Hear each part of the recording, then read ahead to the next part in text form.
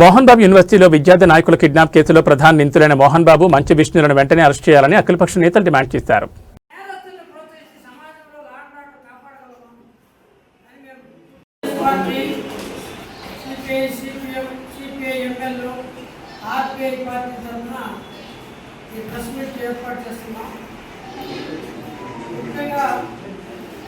మోహన్ బాబు విద్యాలయాల్లో జరిగిన అరాచకాలు, అక్రమాలపై పోలీసు యంత్రాంగం వ్యవహరిస్తున్న తీరు రాజ్యాంగ వ్యతిరేకంగా, చట్ట వ్యతిరేకంగా, నేరస్తుల్ని ప్రోత్సహించేట్టుగా ఉంది. దీన్ని యావత్ లోకం ఖండించాలి. చిన్న చిన్న ఆకుతోట రౌడీల మీద కాకుండా అసలైన నేరస్తులు ఆర్థికంగాను, అదే రకంగానే దౌర్జన్యాలు, కిడ్నాపులు చేసేంత తీవ్ర స్థాయిలో వ్యవహరిస్తున్న మంచు మోహన్ బాబు, మంచు విష్ణులు, A2, A3 వీళ్ళని అరెస్ట్ చేస్తామని హడావుడి చేసిన పోలీసులు నేడు ఏమాత్రం అడగకుండా పడకుండా గప్చిప్పని ఉన్నారు. ఎక్కడి నుంచి వాళ్ళకి ఆదేశాలు వచ్చాయో మనకు తెలియదు.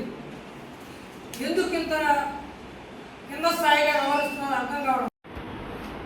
మోహన్ బాబు విద్యానికేతనంలో కాలేజీలో జరుగుతున్నటువంటి అన్యాయాలకు వ్యతిరేకంగా ఏదో కాలేజీ పైన ఖర్చు కట్టుకోవడం మనం వేయడం లేదు. అక్కడ 26,12,00,000 రూపాయలు విద్యార్థుల ఫీజుల్ని అక్రమంగా వసూలు చేశారని చెప్పి ఒక నివేదిక ప్రభుత్వం ద్వారా ఆ డబ్బులు వెంటనే తిరిగి ఇవ్వాలని చెప్పేసి సుప్రీంకోర్టు, కింద కోర్టు, అన్ని కోర్టులు చెప్పాయి. ఆ 26,12,00,000 వసూలు చేసిన డబ్బులు తిరిగి ఇవ్వలేదని విద్యార్థి సంఘాలన్నీ కూడా కలిసి పోరాటానికి రూపకల్పన చేశారు. పోరాటానికి రూపకల్పన చేసినటువంటి విద్యార్థుల్ని స్వయాన కలెక్టర్ ఆఫీస్ దగ్గర జరుగుతున్నటువంటి ధర్నా కార్యక్రమంలో విద్యార్థులను కిడ్నాప్ చేసిన తర్వాత ఉప ముఖ్యమంత్రి పవన్ కళ్యాణ్, మరో రైజింగ్ స్టార్ లోకేష్ బాబు, ముఖ్యమంత్రి చంద్రబాబు నాయుడు మరియు భారతీయ జనతా పార్టీ వీళ్ళు ముగ్గురు అతిపెద్ద ముద్దాయిలు. ఈ విషయం మనం గమనించాలి. ముగ్గురు దొంగలు కలిసి ఊళ్ళు పంచుకున్నట్టుగా ఈరోజు మోహన్ బాబుని కాపాడుతున్నారు.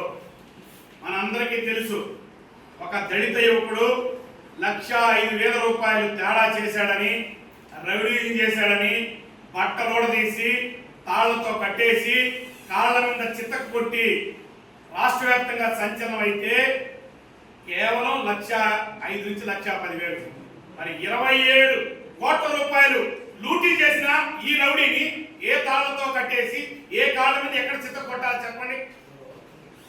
ఎంత అన్యాయం, ఎంత అసాంఘికంగా ఉంది, ఎంత అమానవీయత. మళ్ళా పైపెచ్చు రోజు ఎక్స్లో పోస్టు, అక్కడ పోస్టు, దీంట్లో పోస్టు. అబ్బో పవన్ కళ్యాణ్, లోకేష్ బాబు మామూలుగా లేరు. మరి ఇంత పెద్ద దురాగతం జరిగితే దీనిపైన స్పందించకపోవడం దీన్ని ఏమనాలి?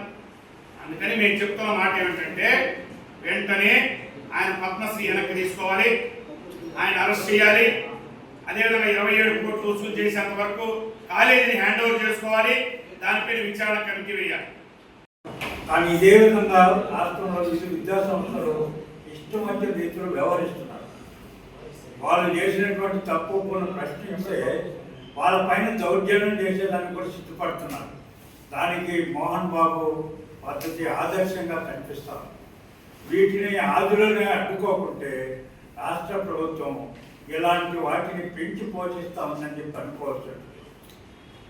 అందుకే రాజకీయ పార్టీలు కేవలం వామపక్షాలే కాకుండా కలిసి వచ్చే శక్తులన్నింటినీ, విద్యార్థి సంఘాలన్నింటినీ కూడా ఈ పోరాటం కొనసాగించే విధంగా మేము చొరవ తీసుకుంటాం. అవినీతి అక్రమాలపైన మూకుమ్మడిగా సిపిఎం, సిపిఐ, సిపిఎంఎల్ అన్ని వామపక్ష పార్టీలతో కలిపి కాంగ్రెస్ పార్టీ కూడా ఈ ఉద్యమానికి మద్దతు తెలుపుతూ అక్కడ జరుగుతున్న అవినీతి అక్రమాన్ని కాంగ్రెస్ పార్టీ తీవ్రంగా ఖండిస్తూ ఉంది. అదేవిధంగా రాబోయే రోజుల్లో కూడా వామపక్షాలతో కలిపి కాంగ్రెస్ పార్టీ కూడా ఈ ఉద్యమాలలో భాగస్వామ్యం అయ్యి మేము కూడా దీన్ని ముందుకు తీసుకెళ్ళడానికి మా సహాయ సహకారాలు అందిస్తామని చెప్పి కాంగ్రెస్ పార్టీ తరఫున తెలియజేస్తూ ఈరోజు మోహన్ బాబు నీతి మాటలు సినిమాలో గారు మోహన్ బాబు గారు మీరు చెప్పడము విద్యార్థి జీవితాన్ని మీరు సర్వనాశనం చేస్తూ అక్కడ ఒక మాఫియాని మీరు పెంచి పోషించి విద్యార్థి తల్లిదండ్రుల్ని మానసిక శోభకు గురి చేసి విద్యార్థి జీవితాలను నాశనం చేస్తున్నారు. అదేవిధంగా ప్రభుత్వం దగ్గర ఎంతో రాయితీలు పొంది తప్పుడు మార్గాల్లో తప్పుడు పత్రాలు సృష్టించి అనేక రకమైన భూముల్ని మీరు ప్రభుత్వం దగ్గర తక్కువ ధరలో లబ్ధి పొంది వేల కోట్ల రూపాయల భూమిని ఈ రోజు మీరు స్వాధీనపరచుకొని పేద విద్యార్థులకి చదువు చెప్పకుండా సంస్కారం నేర్పించకుండా కిడ్నాపులు చేయడము, దొంగతనాలు చేయడము, మోసం చేయడము, గంజాయి అలవాటు చేయడము మీరు నేర్పిస్తున్నారు మోహన్ బాబు గారు.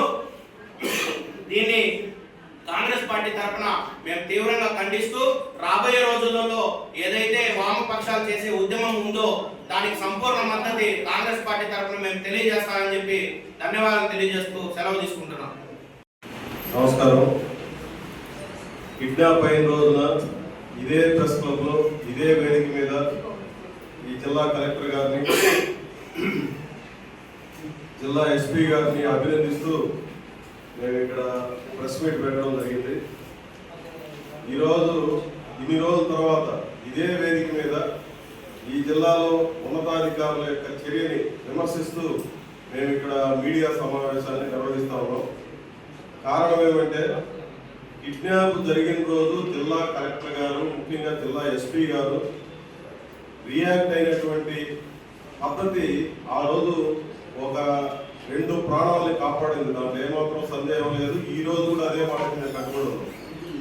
కారణం ఏమంటే కిడ్నాప్ జరిగిన మరుక్షణం ఎస్పీ గారు 3 టీములను పంపించి వితిన్ అవర్స్లో వాళ్ళని అరెస్ట్ చేసి వాళ్ళని తిచ్చానూరు పోలీస్ స్టేషన్కి తీసుకొని వచ్చి మాకు హ్యాండ్ ఓవర్ చేశారు. అప్పటికి దారుణంగా కొట్టారు వాళ్ళందరూ కూడా.